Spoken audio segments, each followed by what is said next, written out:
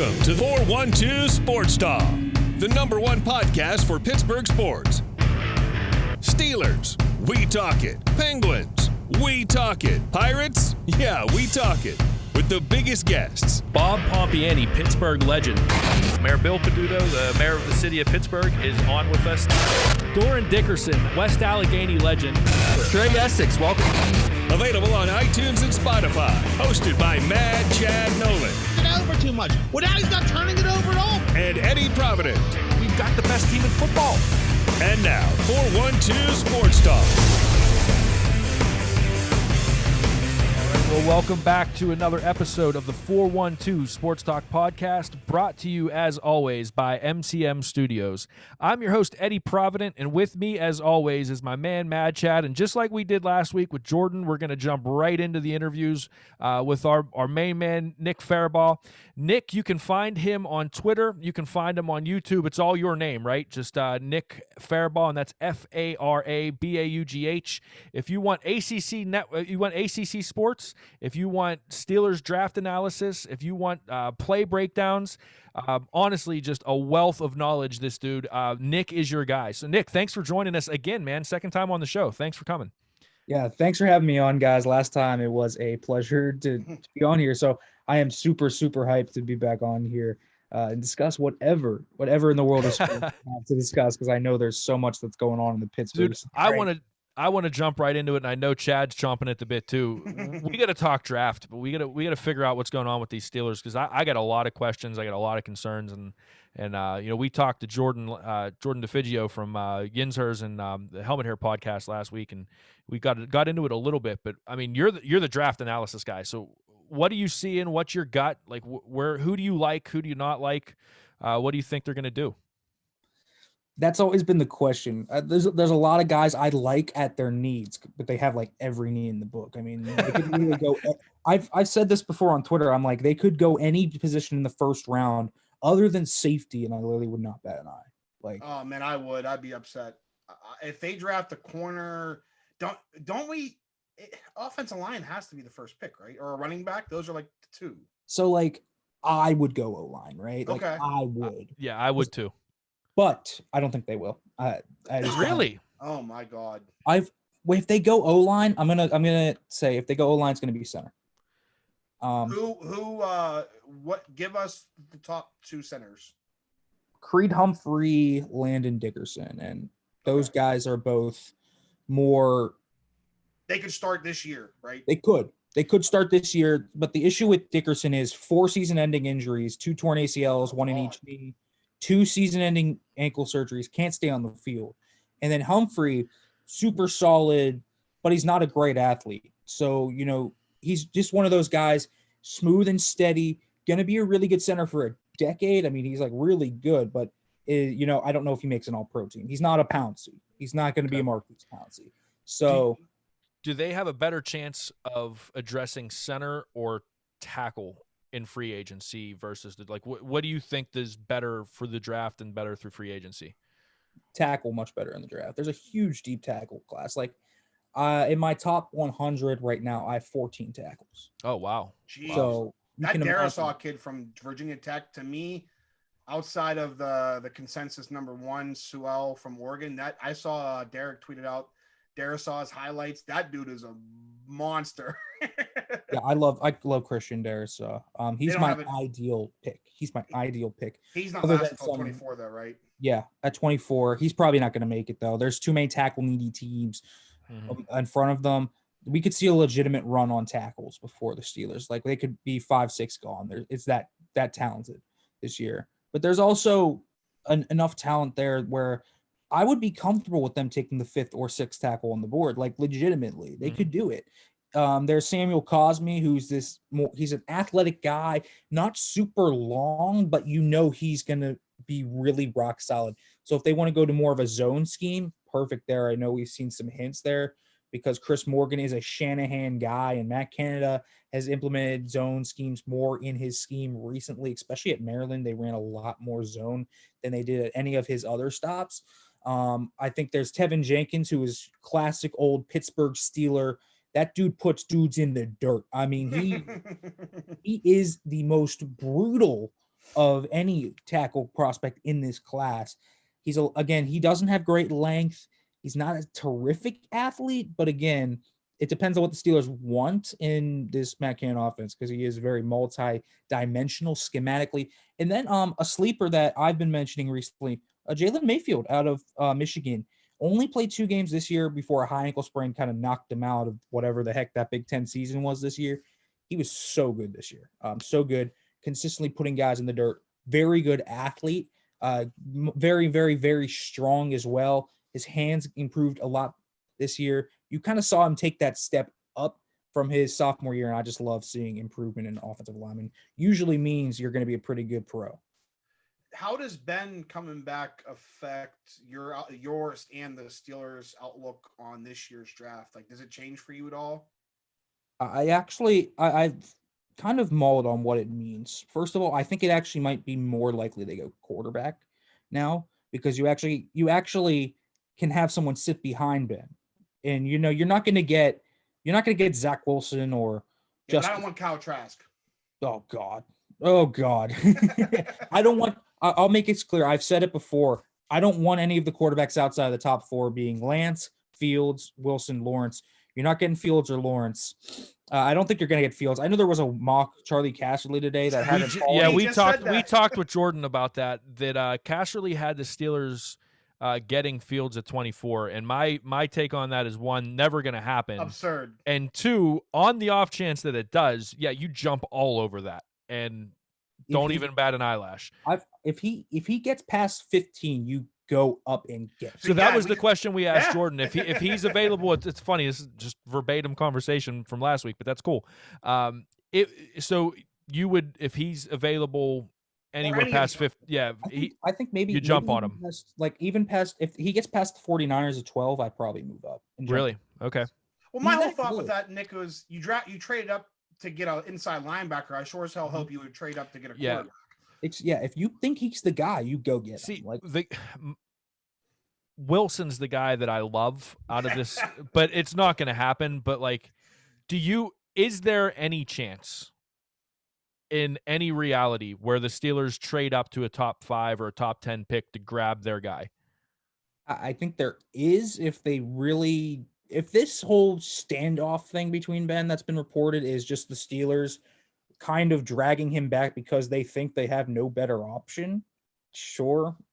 They could. If Fields falls to past the Panthers or something and they love him and they think he's that guy and they don't like the 2022 quarterback class. I don't like the 2020 quarterback. I don't like it either. Yeah, I'm not a big fan. Yeah. I don't like it. So, if they find the guy this year, whether that's Trey Lance, whether that's Justin Fields, whether that is Zach Wilson, and they want to go up and get him, I don't have a problem with it. Yes, they have a lot of needs. I get it. Quarterback fixes a lot of things. Yes, it does. So, where are you on? I have a buddy. I'll shout him out. His name's Joe. He listens to our podcast. He texts me all the time and says, "Dude, I'm telling you, Mac Jones would still be a good." Where are you on Mac Jones? Because I'm not buying it. So 10 years ago, Mac Jones would be possibly the second quarterback off the board. Trevor Lawrence obviously would be regardless. Mac Jones is a pocket passer first, and I think we've seen in the past few years pocket passers not working out. Especially with Matt Canada being the offensive coordinator. Exactly. So legitimately, so what does Mac Jones do well? He throws the ball accurately. He's pretty cerebral and makes the correct reads. But my thing is he doesn't really create for himself. He has an average arm, and when he's pressured and put off platform, he doesn't have the velocity with his arm to really push through there and get its tight windows or make these great throws that we see, the top quarterbacks that have been drafted recently, Deshaun Watson, Patrick Mahomes, all these guys that can work out of structure, Justin Herbert, right? These guys can beat you and create with their legs. Mm-hmm. Like the last pure pocket passing quarterback that actually was good out of the draft. Was it Matt Stafford? Luck. Matt Ryan?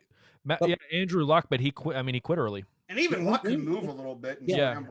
Luck could scoot. And Jones cannot scoot. Jones's ceiling is, and this is also the thing that I've talked about, guys like Josh Rosen. We've seen Jared Goff, Carson Wentz. Carson Wentz, I guess, can scramble a little bit. But you look at guys like Goff and Jimmy G and all these guys, the teams that have pocket passers are trying to move on from them. they don't elevate the offense anymore because they can't create out of structure with these new blitz schemes that defensive coordinators are coming up with. And teams aren't going to, and maybe if you give Mac Jones, I don't know, 4 or 5 years, he can turn into Kirk Cousins and be that guy. Teams just aren't doing it anymore. If he doesn't show it in the first 2 years, they're going to go get another guy. And even that, like, okay, Kirk Cousins is decent, but like that's not somebody you want to build your franchise right around. Exactly. So you just look, that's probably his ceiling is Kirk Cousins. And I don't think, I've said that before, I don't think Kirk Cousins is a guy that you win a Super Bowl because of. I think you win because in spite of him. He can drive the bus there, but he's not going to fly. I don't think he's going to fly the plane and get you to that mountaintop. Right. I don't think Mac Jones is that. So then let's kind of go back to reality here. Because I think we all agree, probably not going to be a quarterback. Realistically, do you see someone like a Najee Harris falling to the Steelers at 24? Because that for me, unless again an unrealistic situation with one of the top 4 quarterbacks happens, Harris is the one guy for me that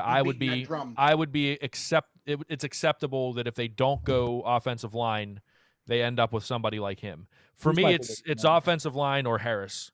I think Harris is going to be the guy if he's there. I don't see how they pass him up. He's literally everything they look for. He's got a lot of Lev Bell in his game, like a lot of it. But he's faster though, right?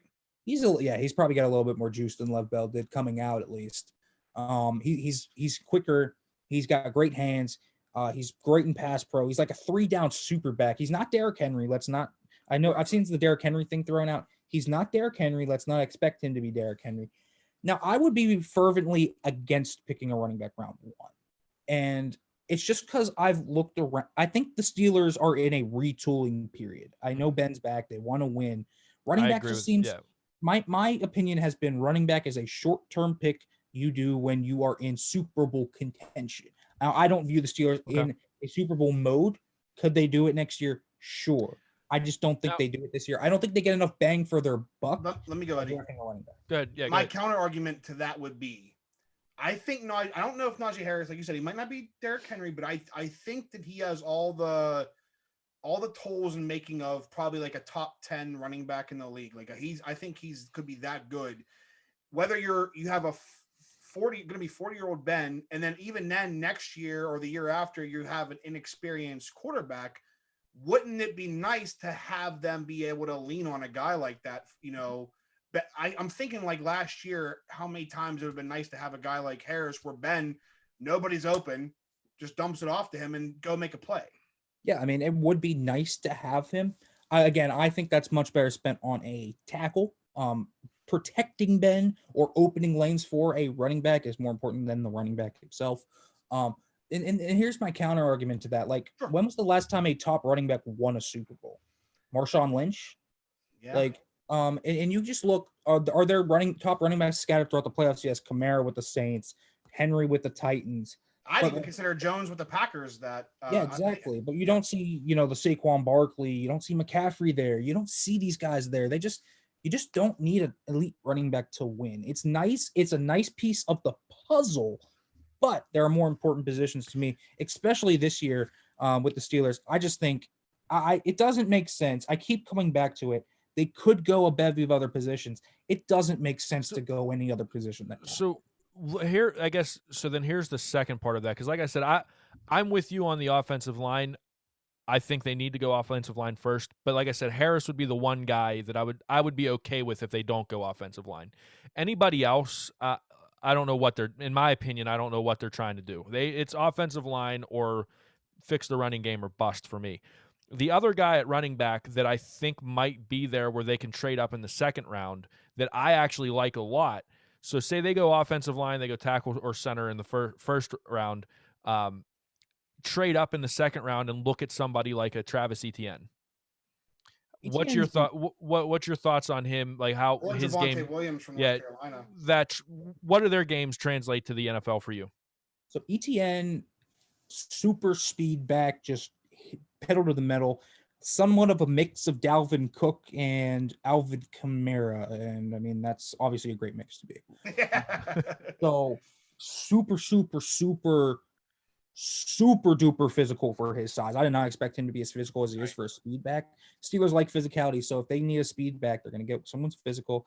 I don't love him in pass pro. He might be limited in his first year as a more of a two downer that sometimes plays third down. He's a decent receiver, but still only average hands. Needs to really get much more of a route tree. Doesn't have an NFL route tree there yet as a running back. Lapses in vision scare me, though. He does miss some holes. He doesn't always process things correctly. That's the part that scares me about ETN. Like, I think he's decent. I really like him, but I'm not fully on him. I love Javonte Williams, though. What him and ETN both have in common, absurd contact balance. They just don't go down on first contact. They'll break tackles with ease. Williams lacks the home run speed, but he's quick. He's going to get you a lot of 20-plus yards just because he's going to rip off big chunks just by breaking tackles and being a physical SOB. He's super, super good in pass pro. Love what he can do there. And I think he's a great receiver as well outside of that. And there's a fourth name I'll throw in there, Michael Carter. Carter. Yeah, I've seen him mocked in the top 3 rounds too. Now, Carter is interesting because he strikes you as this dude is never going to be a Steelers back. Like 5'8", 210, just something that they haven't drafted. But he's very, very much I don't know how to akin him to maybe a Nyheim Hines, Austin Eckler type of back. Super pass catcher, super speedy, going to juke you out of your shoes. Fantastic processor with vision. He's for his size, he really fights in pass pro. Again, he's never going to be great. He's 5'8". You can only do so much against 6'4" linebackers that are shooting the gap. But he's a guy that can at least stop them for a little bit. He's another guy there that if he is there at 55 and, Williams, ETN, Harris are off the board, and they really want to go running back, I think he's a possibility. So let's say, to me, it's funny about me with this is I'm usually one of the guys like, you don't need a number 1 running back. I usually agree with that, but I listened to Matt Williamson, and I agree with him where they have right now. I would argue that the Steelers have one of the least talented backfields in the league. I just don't see. I look, like you said, look at the Buccaneers, Packers, Chiefs. Their running backs, man, they just have much more talent. So let's say first 2 rounds they don't get a running back. Is there anyone like in free agency that they can look at that would be even a slight improvement? So free agency is interesting. I've looked down to the depths of free agency. A few names jump out at me. Mike Davis in Carolina had a nice stretch there where he filled in well for McCaffrey. Kind of fell off the deep end at the end of the year, but that's probably overuse. He's not a lead back. Wayne Gallman's interesting. He screams a Steeler. Yeah, he beat me in fantasy like 10 times this year. Yeah. He's like he would upgrade on Benny Snell like right away. Okay. So you can maybe sign Gallman and then wait till I don't know 3rd, 4th round, get a super explosive speed back to pair with McFarland. I still have high hopes for McFarland still. I think I'm not totally out on Anthony McFarland just yet. I think he might just have. I think he left college a year early, like a year too early. But I like his fit with Canada. He played with him. He knows how to use him. If he can get the game to slow down with him up here, it's always been above the neck for Anthony McFarland. He just cannot process the game at the NFL level. He did it at the college level though, so that's why I am optimistic. But Mike Davis, Wayne Gallman, those are kind of 2 guys that I really, really am. I'm intrigued by. I'll say that I'm intrigued by that. And to your argument, I will say to go against my own argument, if a good offensive line, if they can get the offensive line to be better than what it was, which we can all admit it was probably below average across the board last year.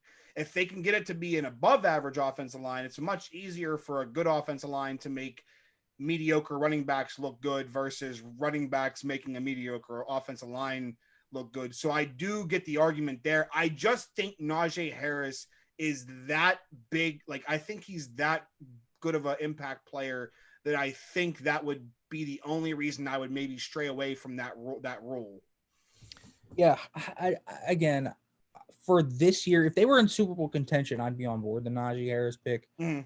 I just don't think they are. Like, I don't know. They're losing so much. Like, even with the cap, they're going to get comfortably under there. They're going to have room to sign free agents. They're probably going to get back, Hilton, Sutton, whatever. They'll probably fill some of these voids. It just, to me, I think you can sign a guy cheap. Another guy I want to throw out there, Jamal Williams. Derek. I think I saw you say him. Yeah. Yeah, Jamal Williams is another name. I'm gonna throw a name at you that I'm probably gonna get a lot of flack for.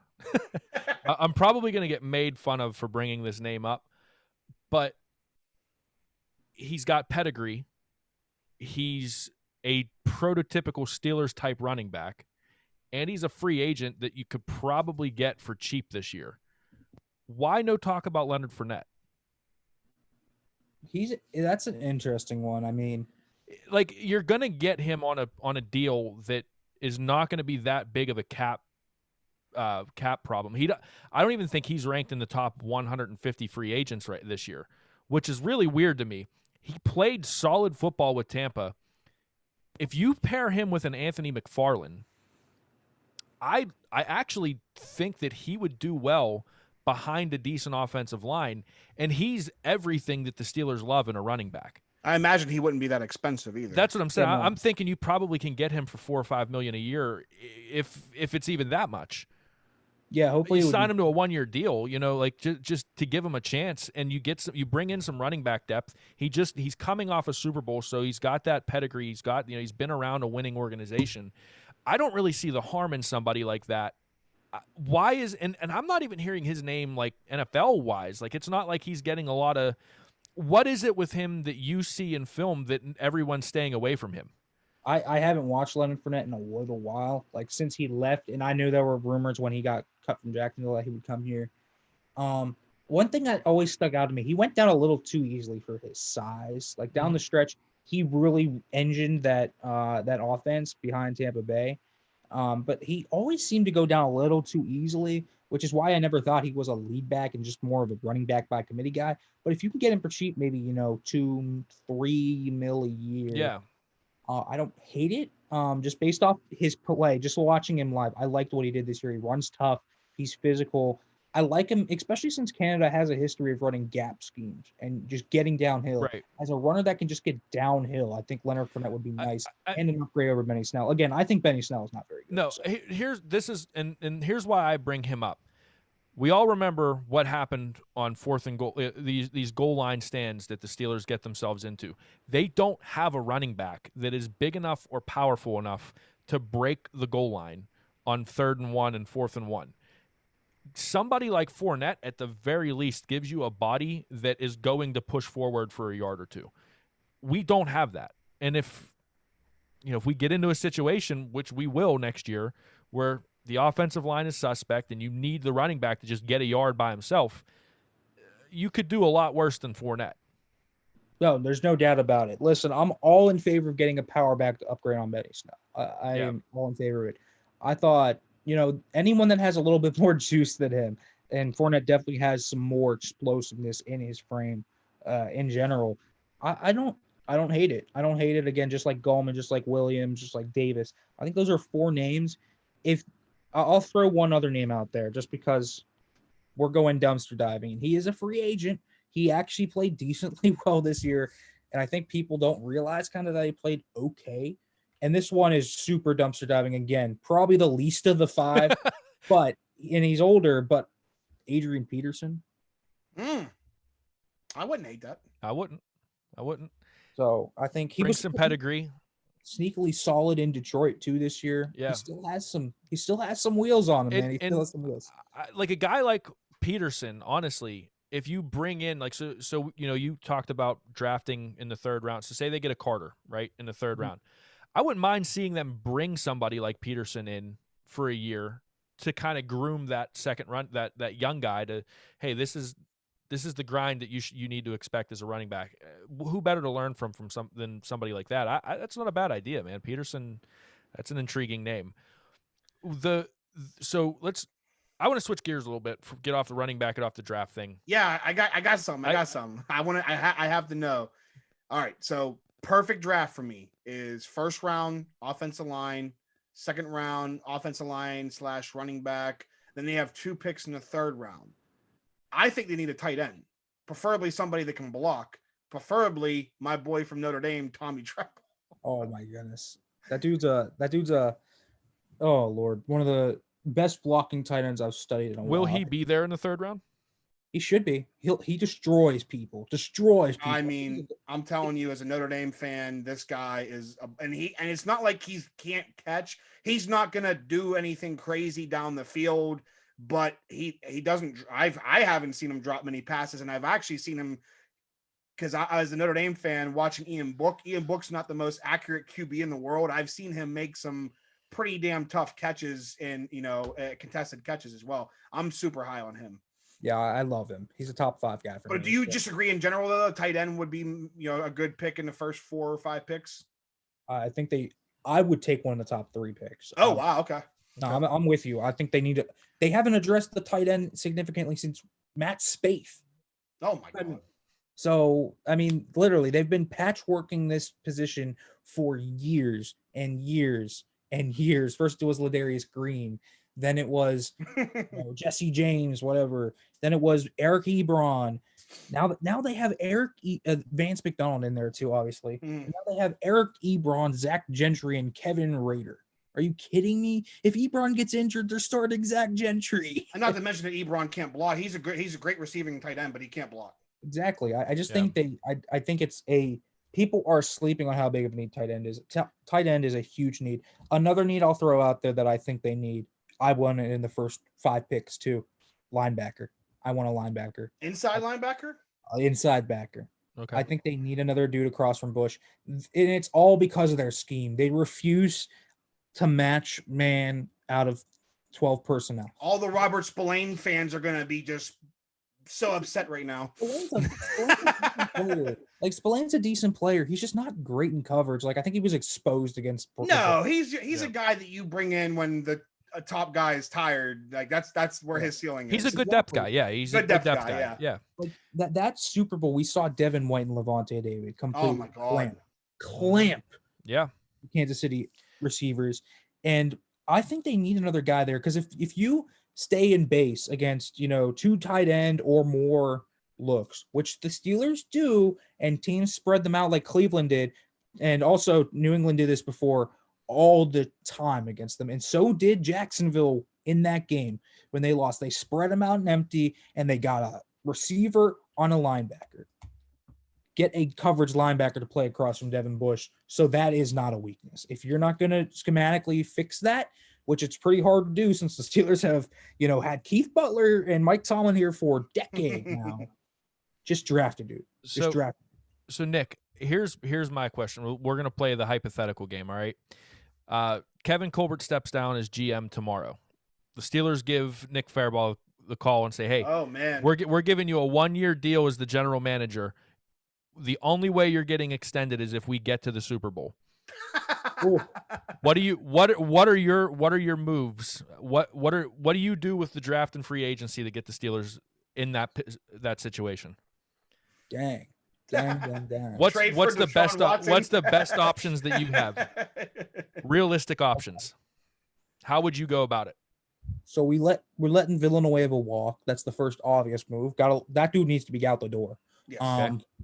We're letting him walk. We're bringing back Tyson Alualu. He was very good. We're gonna make enough cap space so we get both of my guys back in the secondary and Sutton and Hilton. Okay. Got to get him back. Got to keep that secondary together. So we'll extend Steven Nelson as well. Get him contract. He's earned it. Are you cutting? I've seen people say they're cutting ties with Hayden. Where are you on that? If they have to cut anyone, I'd rather them cut Hayden than Nelson. Okay. But the only reason why I say that is because he's 32. Yeah. And we've seen 1 year. We've seen corners be elite, and then the next year they're complete trash. And he's on that plateau. No, he's on his last legs for sure. He's on that plateau where he can just go all of a sudden, and that's why I'm okay cutting him, because I don't know if next year he's going to be good. Like I hold my breath every year. When he struggled early this year, I was like, oh God. Yeah, here it is. Yeah, and it could happen again next year. Yeah, and you never know. But luckily, he wasn't. He wasn't a liability this year. So if we can keep that secondary together, we'll do it. I'm actually going to let Juju Smith-Schuster walk. I am. Okay. It's just not enough money. We can replace receiver in the draft. We've done it before. I will re-sign Zach Banner, get some tackle depth. We'll bring back BJ Finney for a guard center combo. Just depth. He's not starting. And then, we'll bring in We'll bring in Leonard Fournette. How about we'll do that? We'll bring in Leonard Fournette. All these guys are pretty cheap, so we can do this. And then we'll just all the low level roster guys, Jordan Dangerfield, Spillane, they're all back. They're all back, right? So we get these guys back. Ray McLeod, they're all back. Okay, through the draft, tackle. I'm going to be realistic because I would say Darius, but he's probably not going to be there. So best tackle on the board that's realistic at 24. Samuel Cosmi. I really like this guy. He shut down every top guy he faced. Smooth feet. Again, I've discussed him a little bit earlier.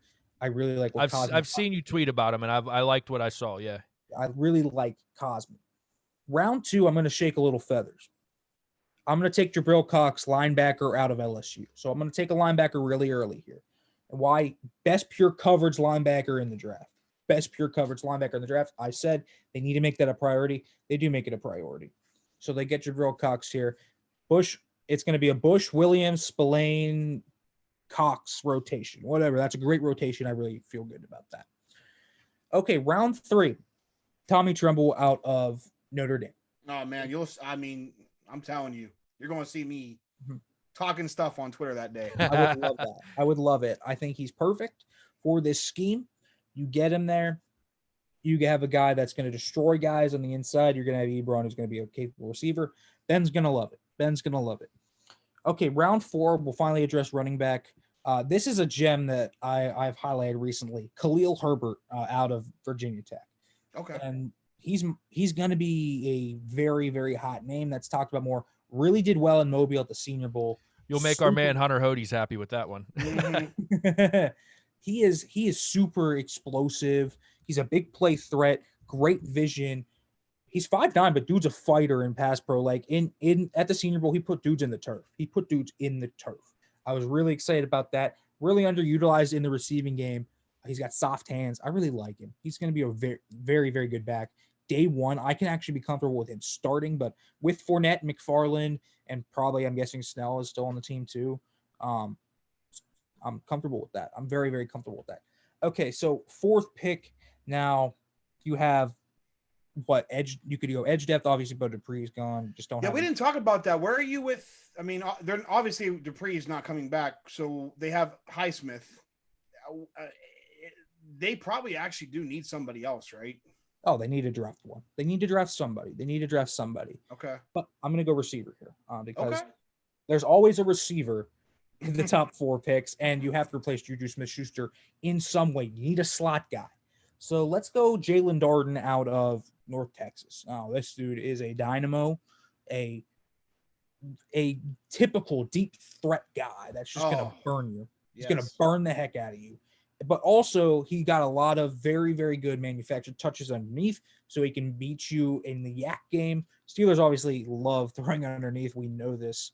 So you can create opportunities with him, beat him over the top, get Ben another deep threat. He's probably not – you still have, DJ, Claypool, Ebron, but now you have Darden and McLeod in there, and you can do whatever you want with those 2 guys. It just adds another little piece of the puzzle in the passing game. You can never have enough of those guys. So what, they don't have another pick till round 6 now? Okay. Round 6 edges, guys. I have not scouted the edge class this deep, but we got to get an outside linebacker. So I'm going to throw out Janarius Robinson out of Florida State. Super long, athletic, pretty much just the typical Steelers edge. He has to be athletic. He has to have length. He has an extensive toolbox. We'll take that guy.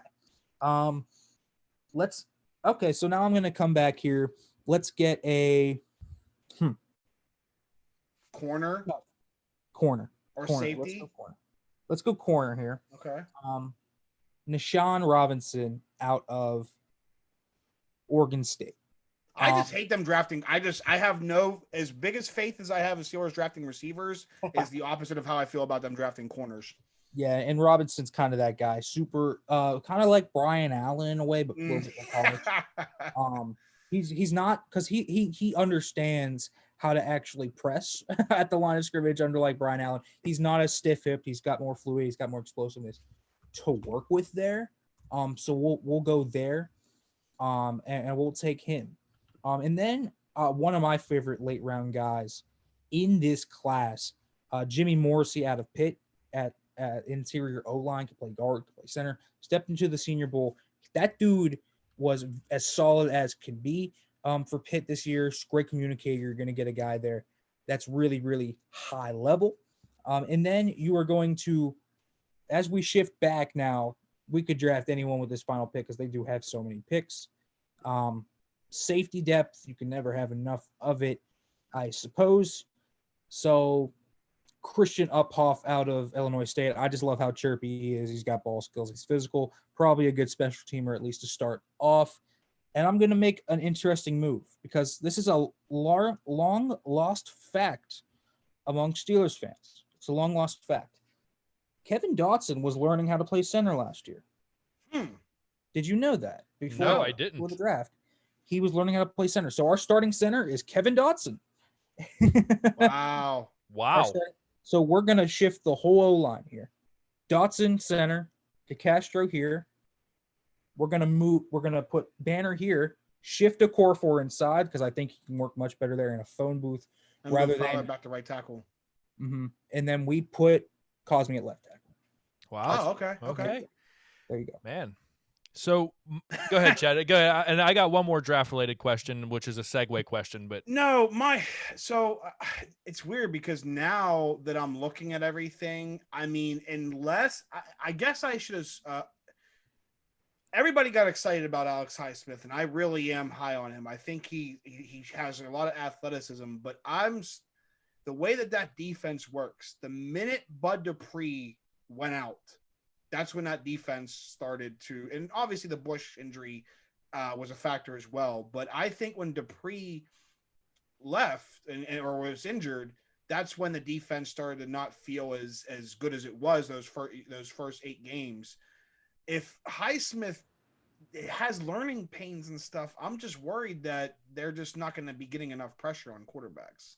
So you can do more 4-3 stuff where, you keep Alualu, Hayward, and Tuitt all on the field and then put Watt as a D end and then you take him off the field. You could do that. I think you could draft an edge. Maybe that's the surprise. I think every year they come up with some pick that surprises us early and we're like, whoa, we didn't expect that. Maybe it's edge. Maybe it's edge this year. Maybe they take one of the people are going to be so mad if they draft a linebacker in the first round. That's like an ongoing joke. Like, yeah. Draft a linebacker. I will say this about Highsmith. I wouldn't put the whole blame on him. Okay. Because again, you were missing Bush, but also a lot people overlook the fact Joe Hayden and Steven Nelson were out. Pretty much that whole stretch after Dupree was. Yeah. It was one or the other in the lineup. They only had one game together. I think it was Indy, right? Yeah. So both of those guys were in and out of the lineup. Nelson had the knee. Hayden had COVID. Yeah, they had a game where like Justin Lane started at cornerback. I remember. Like, yeah. That Buffalo game was a massacre. They didn't have Hayden. He had a concussion, I think. Mm-hmm. So Joe Hayden and Steven Nelson are just so big to the scheme too. So they weren't just missing, Bush at the second level. They weren't just missing Dupree at front, up and center. They were also dealing with injuries to Alualu never looked the same after he hurt his knee against Baltimore. Yeah. First game. Also, Tuitt kind of disappeared after he got COVID. Again, we know the effects of COVID. Very possible Tuitt was feeling the effects of that. And also Spillane was out for that period. Williams had COVID. There was so much just going on in that secondary. Hilton was playing banged up all year. It was a mess. It was a huge mess. So you think the defense, assuming, let's just say everything we just said, that the defense is going to look like how you said it's going to look. Are we thinking that it's going to go back to what we saw in the first half of the season? I think it will be near that. Okay. Will it be totally near that? I don't know. Again, there's still variables there. Does Edmonds take a step up? Is Tuitt's disappearance an aberration, or is it actually here to stay? Is Alualu ever going to return to his all-pro? How does Cox work out?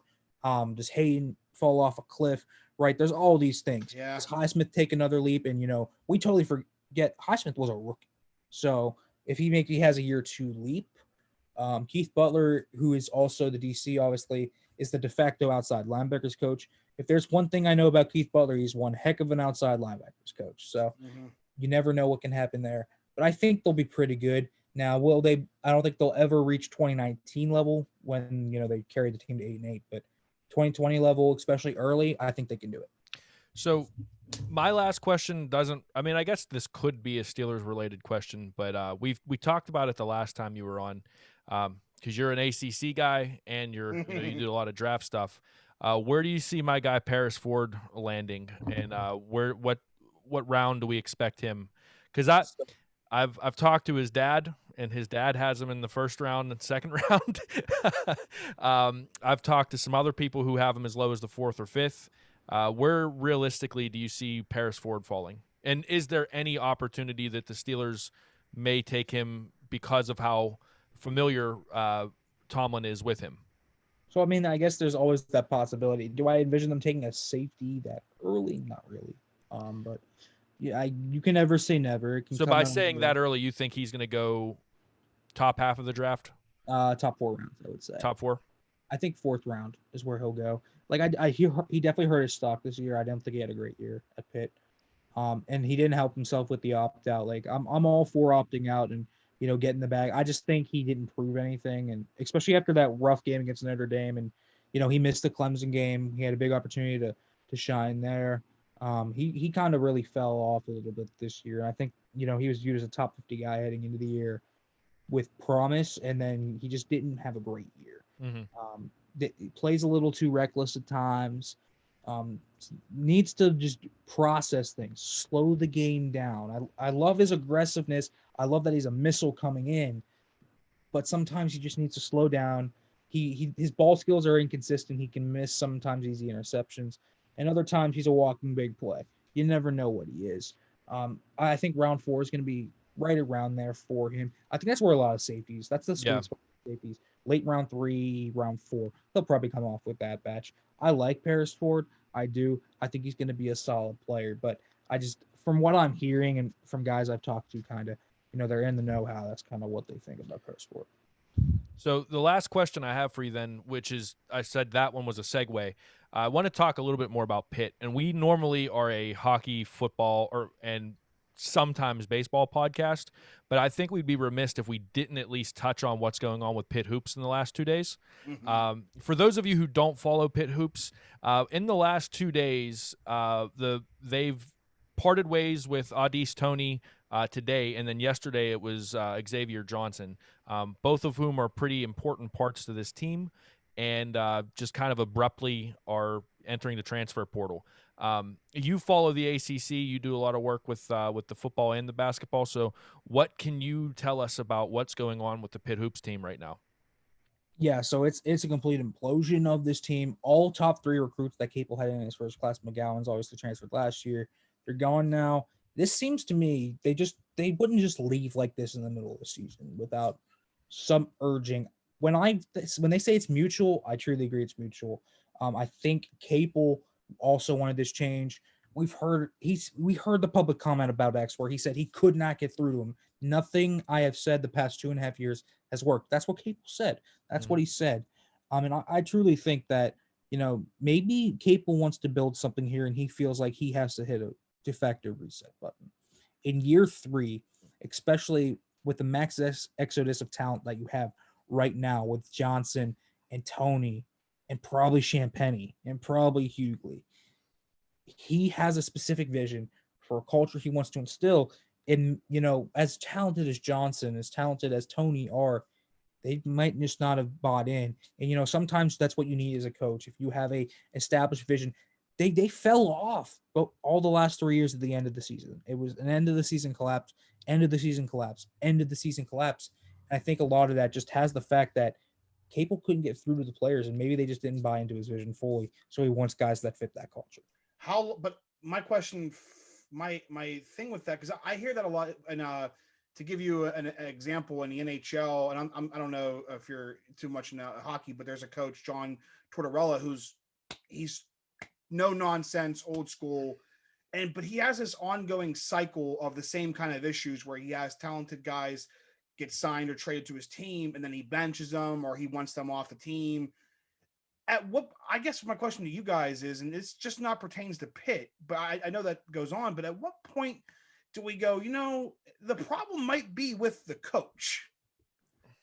If talent is coming and going like that, and we're seeing the same kind of cycle, to me, that indicates it's on the coach more, no?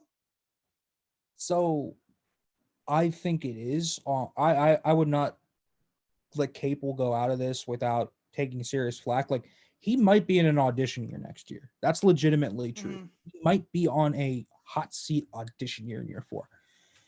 Now, the question is, when you have 3 of your first recruiting class leave and they haven't improved a bit in 3 years, well, Tony's improved, but is it through Capel's mentoring or is it because Tony just works his butt off? That I don't know. But if Capel can't develop the players, which is an issue first, if he and his staff can't develop players, that's a big issue. Second, it's 3 guys of your first recruiting class that you really came in. He came in April and May and got them all to reclass pretty much and come. So he didn't have a lot of options that year, right? So he wanted to get his own talent in.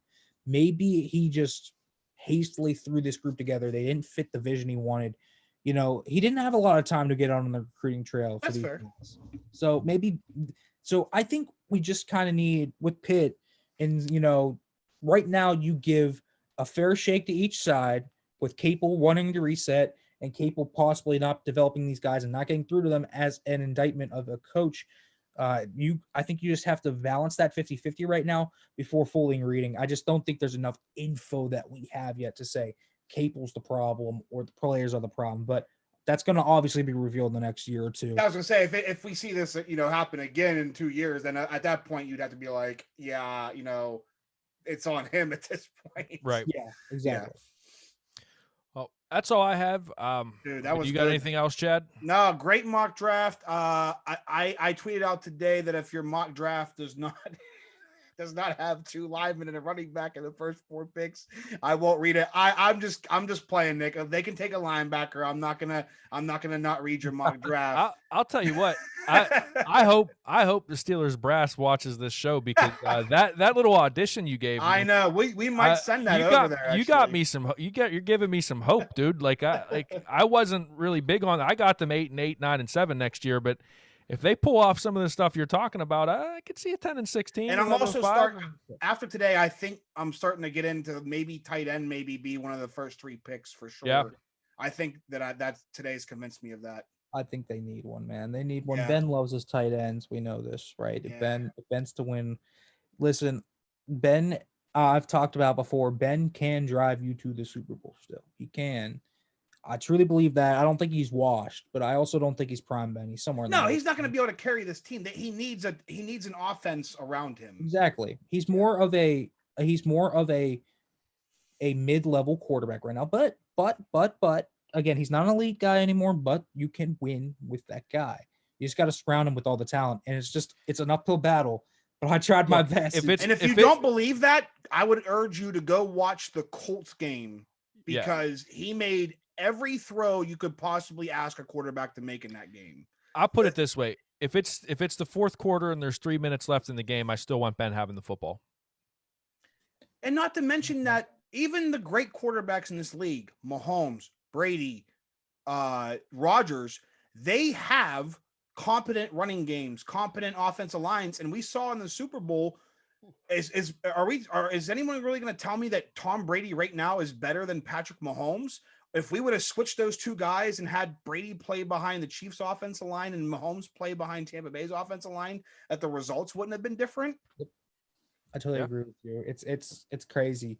But again, Ben is still a guy that you can win with. Is he the ideal quarterback? No, not anymore. I would love to have 2010 Ben back in this. Mm-hmm.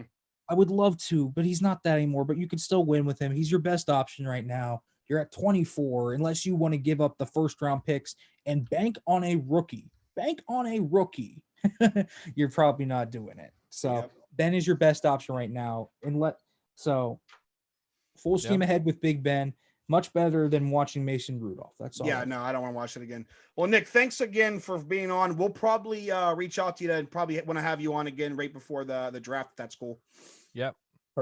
Perfect, guys. Thanks for having me on. This was wonderful. Definitely. All right. Well, again, you can find him on Twitter at Nick Farabaugh, and you can find him on YouTube. Just search his name, Nick Farabaugh. That's where you're going to get all the in-depth draft analysis, play breakdowns during the season. Him and our buddy Derek do a great job with that. You can catch him if you're a basketball or college football guy. You can catch him with the ACC stuff. Where can they find that? Where the ACC stuff you do? Yeah, so I write at Pittsburgh Sports Now there. Pitt football. I do breakdowns of recruits. I do breakdowns of Pitt football. Yeah, Pittsburgh Sports Now. Yep. Whatever. Pittsburgh. So there's plenty of ways you can find his stuff, and it's all worth it, man. It really is. He's a wealth of knowledge. So Nick, thanks again for joining us. That's it for this week. We're just doing one interview, one segment. So we'll catch you all next week after I am moved into my new place. So take care, everybody. Have a good one. 412 Sports Talk family, what's going on? It's your guy, Eddie P. I'm sitting in MCM Studios right now with our sponsor, my man, Mike Hitt. Mike, what's going on, brother? What's up, bro? 412 Sports Talk Podcast, Pittsburgh, PA. What is up? What we're doing is, we're a local podcast. We talk Pittsburgh sports.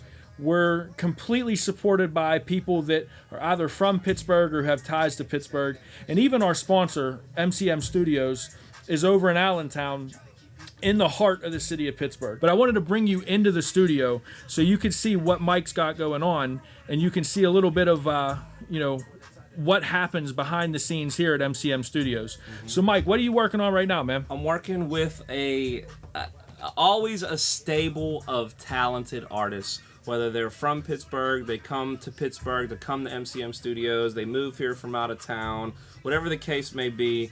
A young, old, guy, girl, pop, rock, reggae, R&B, trap music. I just work with a lot of guys that need the love and the attention and the direction in order to get their sound and their business together and their whole artistry, in a position that is the quality and the vision that they were looking for. I kind of just help them bring all that together.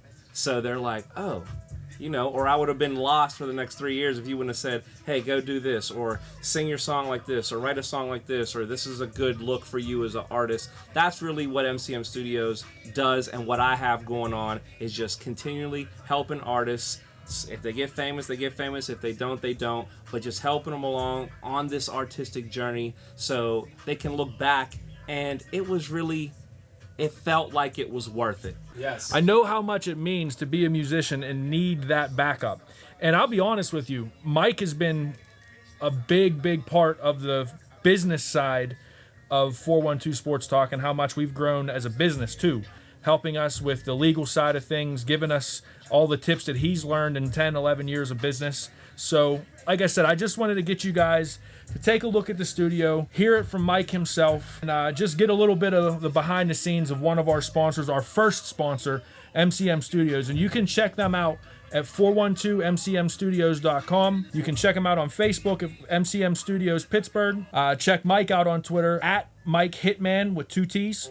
Let's build this Pittsburgh community because there's a lot of cool people, a lot of talented people, and a lot of great things going on in the city. Mike, you got anything else to leave them with? Support the people around you that are doing cool things. If you can see that they're serious and they're dedicated and they're putting the time and they're making the investment in themselves, at least make, at the very minimum, the investment of believing in them. That's what I did for 412 Sports Talk Podcast. That's what I do at the studio with the artists. Just look at your life as one big investment, and I really think by doing that, we can all help bring everybody around us up. So there it is. I hope you guys enjoyed this little mini tour. We'll be back with stuff like this. In the meantime, again, I'm Eddie Provident. From Mad Chad Nolan, from my man Mike Hitt. We'll catch you later. Peace. Thanks for listening to 412 Sports Talk. Be sure to subscribe so you don't miss an episode. If you like the show, leave us a review. And be sure to tell a friend about your source for all things Pittsburgh sports. Find us on Twitter at MadChad412 and at Eddie_P_412.